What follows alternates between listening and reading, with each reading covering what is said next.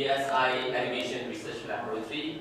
Because I work with different institutions, so I have to put their logos here just to make them happy.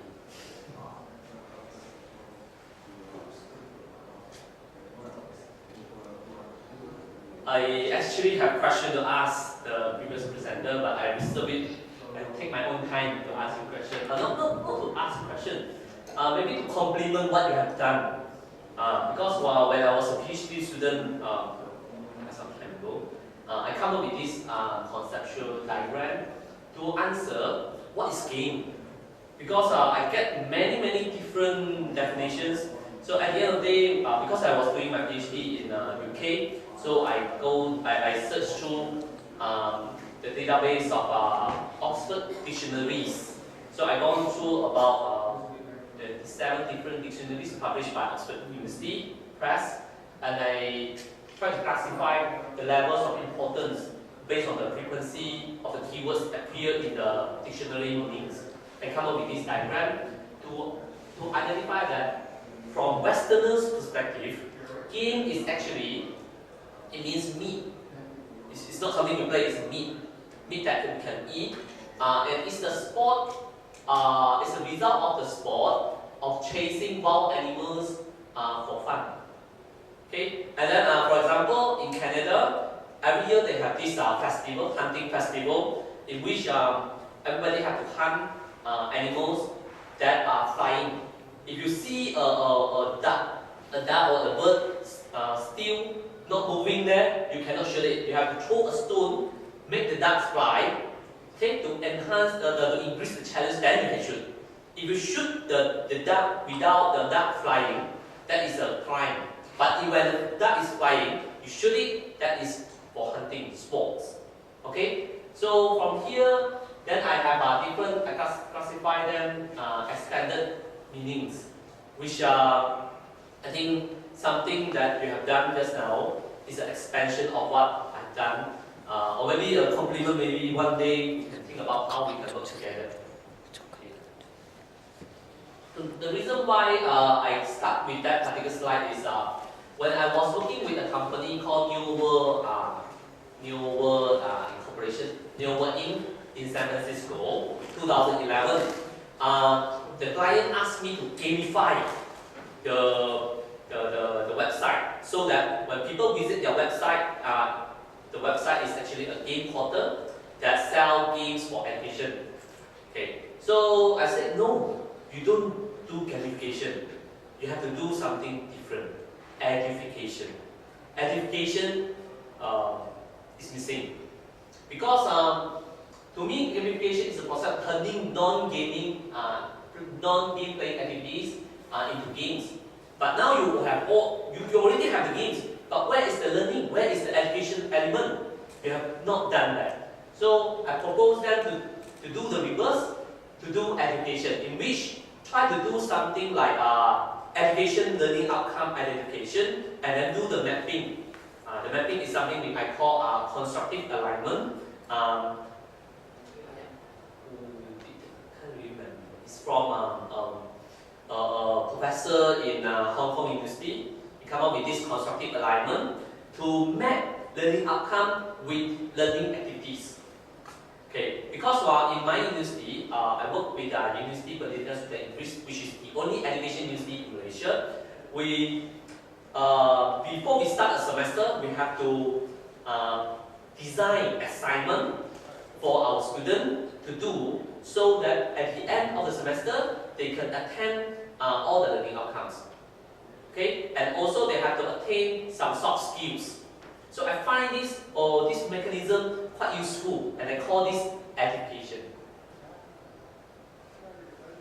Okay, and gamification, on the other hand, is doing the reverse thing. Rather than mapping the learning outcome, what we should do is we have to turn the non-game context or activities by tackling 6 different elements. Okay, I won't spend time explaining this because you can read you can Google my name and then search gamification and get this. But basically, there are 6 different elements that you should tackle. For example, you have to gamify the rules, set rules or something. You have to put a goal, you have to put design the feedback, you have to design the problem or issues, okay, which eventually become the challenge, okay. And then you have to design the interaction, you have to design the representation or the narrative world, okay, either in the storytelling mode or whatever. But all these things you have to do in order to claim that you have done gamification. But a lot of people, they just do some part of it that they claim gamification. To me, that's okay lah, but it might not be enough. Okay. So I work with a group of engineers who try to promote something called theory of inventive problem solving. Anybody heard about that? Theory of inventive problem solving, Triz. Okay, I actually heard it from Korean. A Korean, I think the director of Samsung Innovation, okay, came to Malaysia and gave a talk about how Korean changed from not so well into something fantastic. How they do the innovation. In fact, they practice theory of inventive problem solving. It is a theory that proposed by Russian, okay, in which you can do systematic invention. Okay, they say innovation and invention can be achieved through a systematic process by following 40 inventive principles. 40 inventive principles. So when I look at the long list, oh my God, cannot remember. It's too challenging.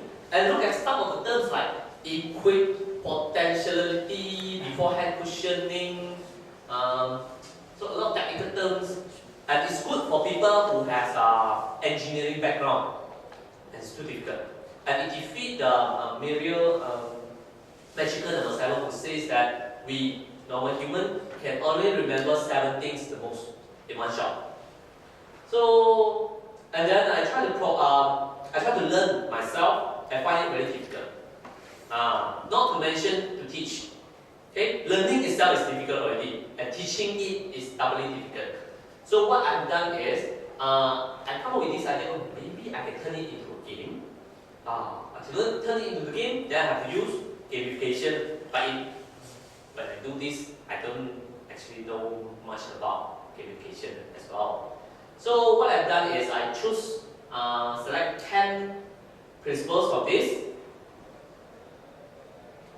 Okay, and then I identify, I list down, I generate the learning outcomes, which is what I expect my players to achieve by the end of to prove that they already acquired a particular, they have already learned a particular learning outcome. Okay, and then I break down the intended learning outcome into 3 components. First is the observable behavior. What are the things that the players do in the game world that can demonstrate he already attained the learning outcome?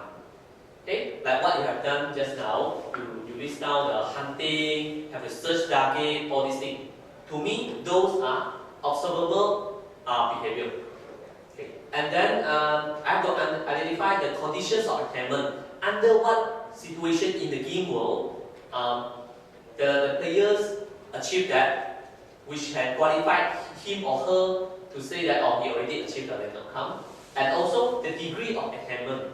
Okay, to what extent they have achieved that. And I map these 3 components into the game playing situation, which is to the observable behavior, it becomes the game goal.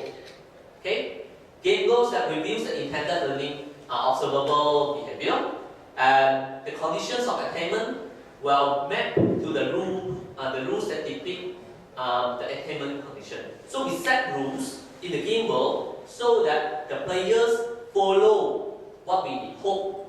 Okay, we set the rules so that the players can perform well in the condition that we want them to perform the interview.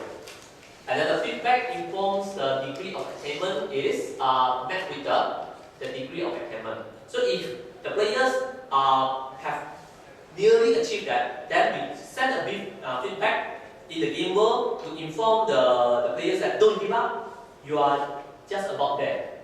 Okay, so that's a degree of attainment. Or we inform them explicitly, okay, you are 75% towards reaching the goal, so that they know where they are all the time.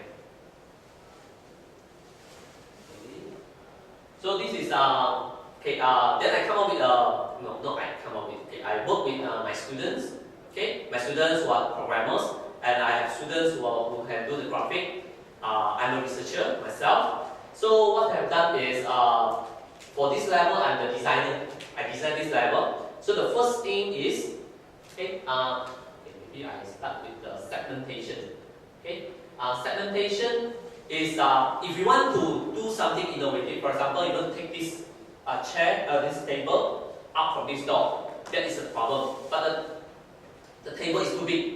So what you can do?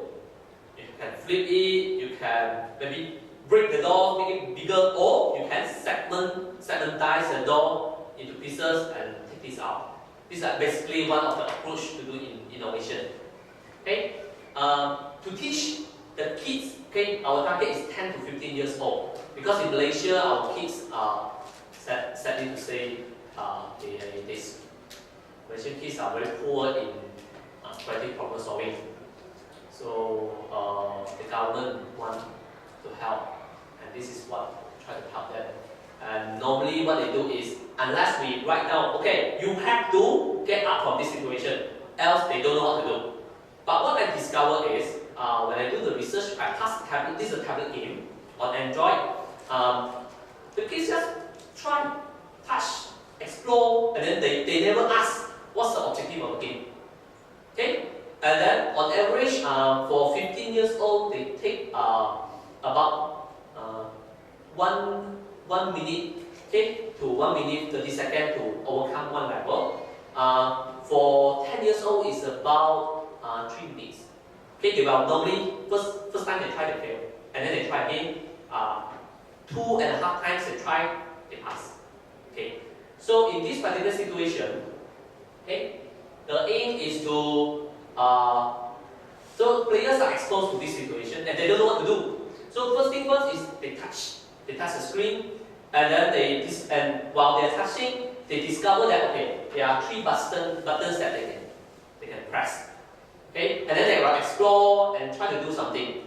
When they jump on the platform there, then they discover, oh, something happened. This string will pull up a door, an exit door. Then the moment they see the exit door, the aha moment appears. They say, oh, okay, this game is about getting out from this situation. Okay? And then once they see the door, they try to move and exit. But the moment they leave the platform, the door will go down. Then they realize, oh, okay, this situation I have to replace my weight with something else. Then they try to explore this situation, what can I do? And then they straight away relate the need to move the box, wooden box there, to replace the weight. But then how to move is too big. So they try to do something, they try to jump on it, and then accidentally they hit it, and they discover it's something like Mario. You hit, then it become segmentized into pieces, and then time's up. They fail, but then they realize that is the way to solve. Then they quickly press replay, and the next time they straight away bring this, take the boxes to replace their weight, leave out the door, they exit. So in my research, what I've done is I document the time they spend to do all this identification. I want to see the pattern, okay, in different ages of kids. Okay, this is what my lab is doing, okay. Okay, so these are the approach that I do to map the learning outcome. So these are the activities similar to your hunting activities. Okay, look for the exit door, leave out the exit door using the avatar's weight, look for the substitute weight, divide the big box into independent parts, use small boxes to substitute avatar's weight, touch the lifted exit door within the time limit. Okay, and then during the victory, we give them a debriefing. We explain, only after that, we explain to them what you have actually achieved. Okay, to satisfy their aha moment. Okay. So recently I presented this at the conference. No, it's not a conference. It's an international invention and innovation technology exhibition. I got an award for this.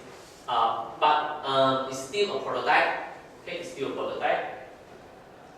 So the next thing that I'm going to do is go back to my client, which I'm working with.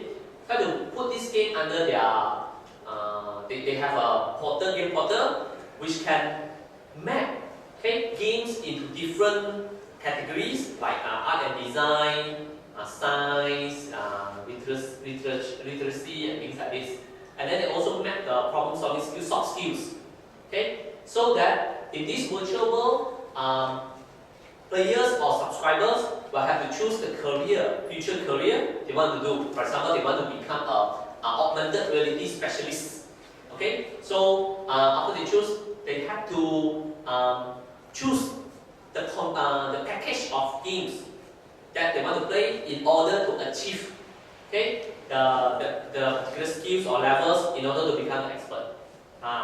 So here, my clients actually appoint me to play test to identify the outcome to do the mapping. So this is what I'm going to do next. And then I'm going to do field testing with the actual kids in the school. Because so far, I invite my colleagues' kids to my lab, sit properly, play on the tablet, and then I have camera, capturing their playing action. But that is under lab condition. Okay, so the next step is go to the school, see how the teachers actually use. Okay, by helping the school teachers with by providing them manual, give them training, and then do field testing. One thing that somebody asked me how to make money from premium is this game is going to be available freely online to Google. Okay, everybody can download. But if you only download and play the game, you will not know explicitly what you have learned again. So once you attend the course under the teachers or under me or under my representatives, they will explain to you what you actually have learned. That is something that maybe we can charge them. So that is our plan. Okay, that's it.